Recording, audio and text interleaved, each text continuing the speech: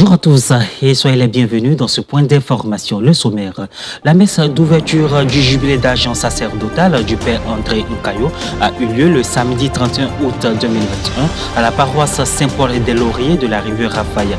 Le Père Nkayo, président du conseil d'administration de la RNC, a témoigné toute sa gratitude à ses pairs de la commission épiscopale des moyens de communication sociale. Le point dans un instant.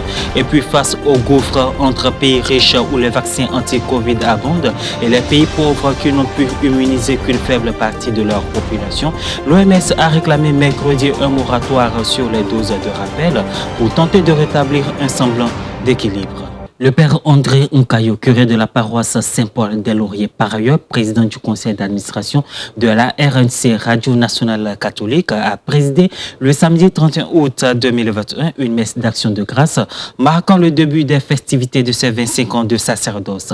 La messe d'ouverture de ce jubilé d'argent sacerdotal du Père André a rassemblé dans une ferveur à l'unisson prêtres religieux, religieuses, parents, amis et invités. À cette occasion, le Père André Nkayo a tenu à remercier tous les acteurs qui composent la commission épiscopale des moyens de communication sociale. Après les études des États-Unis, je suis tombé dans cette commission épiscopale des médias et c'est ma famille. J'y suis depuis plus de 10 ans, 15 ans maintenant.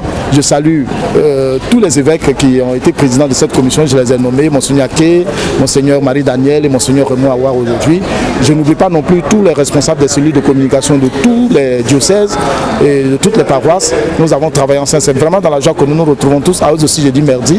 Merci de m'avoir encadré, merci de m'avoir conduit. Vous savez, on apprend dans toutes les expériences. Moi, en étant avec eux, j'ai appris aussi, je leur donne aussi ce que je sais. Mais vraiment, aujourd'hui, à l'occasion de ces 25 ans, à eux aussi, je dis merci, parce que c'est eux qui ont permis que cette marche soit possible. Nous venons d'allumer le cierge du jubilé, et ce cierge doit rester allumé jusqu'au 21 août prochain, au village Ambona, lorsque nous allons clôturer ces festivités pour ces 25 ans.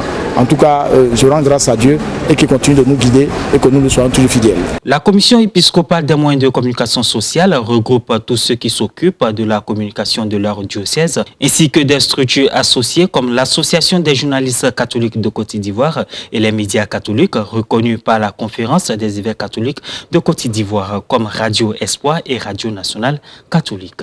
Après la pause estivale de juin, le pape François a présidé l'audience générale du mercredi 4 août 2021 dans la salle Paul VI.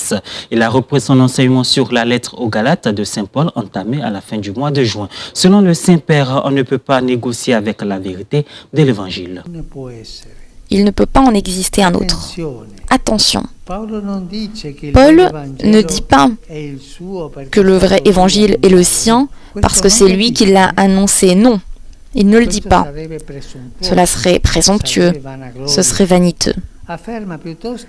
Il affirme plutôt que son évangile, le même que les autres apôtres allaient annoncer ailleurs, est le seul authentique, car il est celui de Jésus-Christ. Il écrit ceci.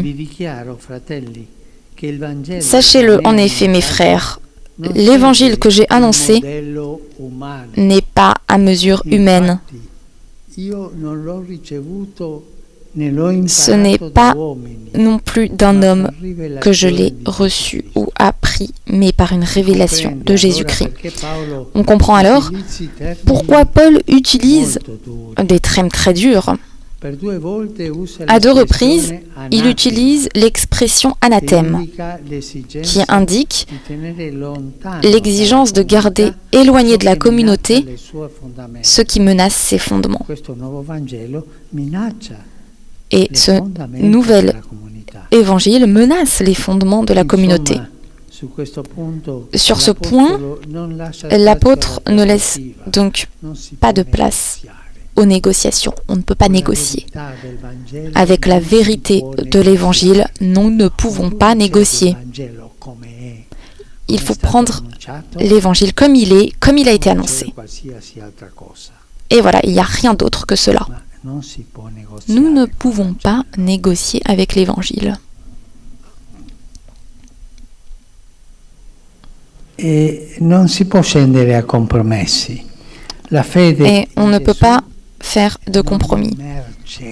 La foi en Jésus n'est pas une marchandise à négocier. Le salut, la rédemption ne se vendent pas sur le marché. Cette situation décrite au début de la lettre apparaît paradoxale, car tous les sujets en question semblent animés par de bons sentiments. Les Galates qui écoutent les nouveaux missionnaires pensent qu'avec la circoncision, ils pourront être encore plus dévoués à la volonté de Dieu et donc être encore davantage appréciés par Paul.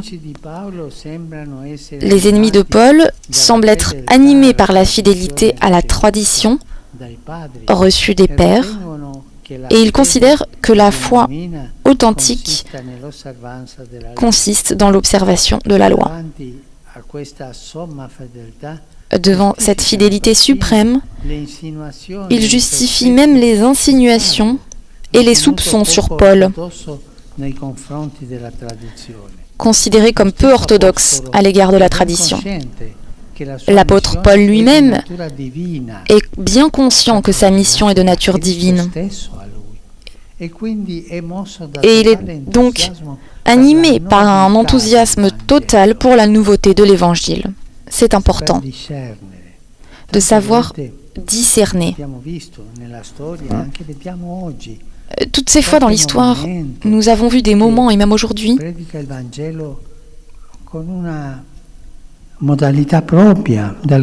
quand on fait des prédications sur l'Évangile avec son propre mode, sa propre façon.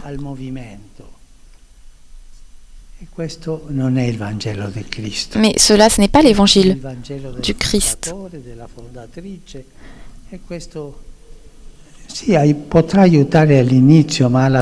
Tout cela, cela pourra aider peut-être au début, mais à la fin, cela n'a pas de racines profondes. C'est pourquoi la parole claire et décidée de Paul fut salutaire pour les Galates, et elle est salutaire également pour nous. L'Évangile est le don. Santé à présent, faut-il administrer une troisième dose de vaccin contre la COVID-19 aux populations âgées et vulnérables avant 8 semaines, demande l'Organisation mondiale de la santé.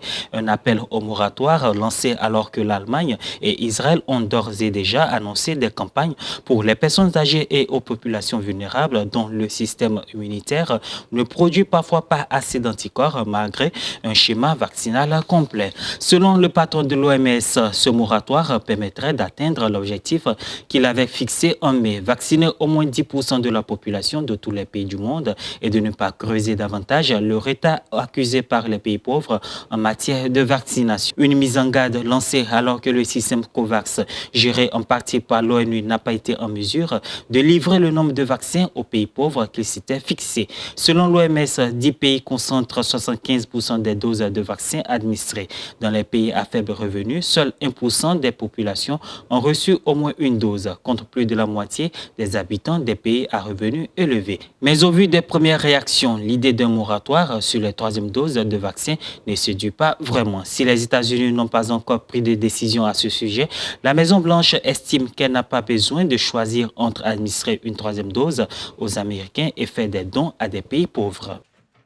Nous avons annoncé hier que nous avions franchi une étape importante avec plus de 110 millions de vaccins offerts à d'autres pays du monde, soit plus que tous les autres donneurs réunis. Nous demandons à la communauté internationale de s'engager elle aussi. Nous pensons que nous pouvons faire les deux, administrer une troisième dose et faire des dons. Au sein de l'OMS, on s'interroge aussi sur l'utilité d'une troisième dose. La responsable des vaccins, Kate O'Brien, assure ne pas disposer d'éléments de preuve suffisants. L'OMS a aussi demandé un effort aux entreprises sur un autre front, celui des prix. Et voilà, c'est la fin de cette édition. Merci de l'avoir suivi. Que Dieu vous bénisse.